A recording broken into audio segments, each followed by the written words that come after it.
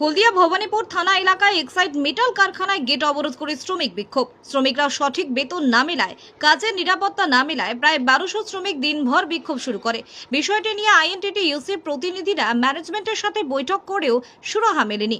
মৌখিকভাবে ম্যানেজমেন্ট এক সপ্তাহ সময় চাইলেও তা দিতে রাজি নয় শ্রমিক পক্ষ। কারখানার শ্রমিকদের দাবি, দীর্ঘ 5 বছর ধরে কাজ করলেও কারখানার তরফ থেকে কোনো সুবিধা মেলেনি, কাজের কোনো নিশ্চয়তা মেলেনি, কোনো ধরনের বেতন সংক্রান্ত চুক্তি হয় না। দিন দিন কারখানা কর্তৃপক্ষ কাজের চাপ বাড়িয়ে চলেছে। ম্যানেজমেন্টের দিনের পর দিন দুর্ব্যবহারের বিরুদ্ধে বিক্ষোভ, এমনকি কারখানার উৎপাদন বন্ধ রেখে সমীক্ষা বাইরে বিক্ষোভ।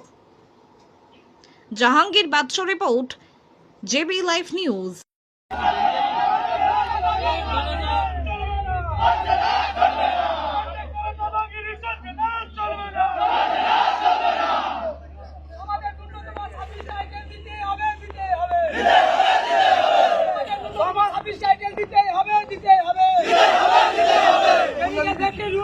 আমাদের হাজিরি বৃদ্ধি করতে হবে।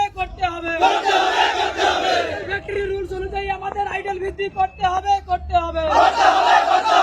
ফ্যাক্টরি রুলস অনুযায়ী আমাদের হাজিরি বৃদ্ধি করতে হবে।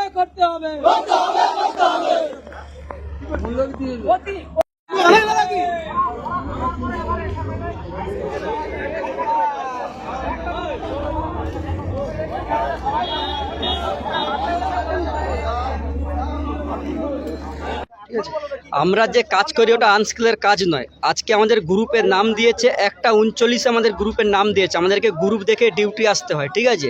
কিন্তু যার ধরুন দূরে বাড়ি, সে 1:39 কি করে বাড়ি থাকতে বেরিয়ে আসবে কোম্পানির কাজে? 1:39 আমাদের গ্রুপের নাম দিয়েছে, আর আমাদের ফোন কোনো অ্যালাউ নেই, ঠিক আছে। 1:39 গ্রুপের নাম দিয়েছে, ডিউটি আসতে হবে। কারুর বাড়ি মহিষাদল, কারুর বাড়ি গেওয়াগালি, কারুর বাড়ি আছে তমলুক, কোথাও আছে নন্দকুমার, তাহলে তারা নন্দীগ্রাম, কেউ বাড়ি আছে, তাহলে তারা আসবে কি করে এই ডিউটিতে? আর মূলত দাবি কি আছে? মূলত দাবি, আমরা আছে আনস্কিলের কাজ করিনি, এটা ম্যানেজমেন্টও জানে, আর আমাদের কোনোভাবে দেখাতে পারবেনি যে চার্জিং কোথাও আনস্কিলের কাজ করে। তো সেই জায়গায় আমাদের এতদিন আমাদেরকে ভুল বুঝিয়ে আমাদেরকে এই রেট প্রদান করা হয়েছে। ওই আগে এই মাস থেকেই 397 হয়েছে, নাহলে আগে 393 টাকা ছিল। এই মাস থেকে রেট হলো 397। তারপরাতে হঠাৎ মধ্যে আমাদের প্রোডাকশন বাড়িয়ে দেওয়ার কথা হলো, না চার্টার হয়ে বা কোনো কিছু আমাদের দাবি দামা না মেনে আমাদের হঠাৎ মধ্যে প্রোডাকশন বাড়িয়ে দিয়েছে। কত করে না, আমাদের ধরুন 12 জনে আমরা 13 জনে 1200 কাজ করতাম, সে জায়গায় 11 জনে 1200 কাজ করতে হবে, 1200 কাজ করতে হবে, মানে 2 জন ম্যানিং কম করে দিল। এটা কোনো ম্যানেজমেন্টকে যখন আমরা জিজ্ঞেস করতে যাই তখন বলছে ম্যানেজমেন্ট, আমাদের ম্যানেজমেন্টের নয়, ভূমিকা হচ্ছে এসএম এর। কিন্তু এখন এরিয়া যাচ্ছে এসএমকে, যখন আমরা জিজ্ঞেস করি এসএম এরিয়া যাচ্ছে ম্যানেজমেন্টে। কিন্তু ম্যানেজমেন্ট আমাদেরকে যে এত বিক্ষোভ হচ্ছে, এত প্রোডাকশন বন্ধ হচ্ছে, কোনো আমাদের সঙ্গে কথা বলতেও আসেনি, আর আমাদের যে কি প্রবলেম সেটা জানতেও আসেনি, না কোনো আশা দেয়নি।